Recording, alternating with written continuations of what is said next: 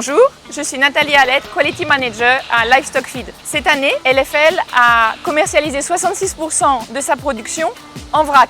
Cela correspond à 1,5 million de sacs plastiques économisés. Comment est-ce qu'on a fait ça?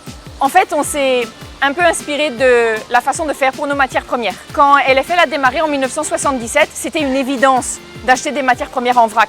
Parce que tout simplement, le maïs et le soja, c'est 75% des volumes. Progressivement, on a ajouté d'autres matières premières et aujourd'hui, 95% de nos approvisionnements matières premières sont en vrac, 5% en sac. Et sur les sacs restants, on a favorisé surtout le gros logement. C'était beaucoup moins évident de le faire pour les produits finis parce que livrer de l'aliment en vrac, cela suppose une présence de silos sur les fermes. Et un silo, c'est un gros investissement pour un client. Du coup, depuis 2004, LFL a décidé d'accompagner les clients et d'installer des silos sur les fermes à raison d'environ une dizaine par an. Le temps passant, on arrive maintenant, je dirais presque à un niveau de saturation des équipements, même si on sait très bien que tous les clients ne pourront pas passer au vrac.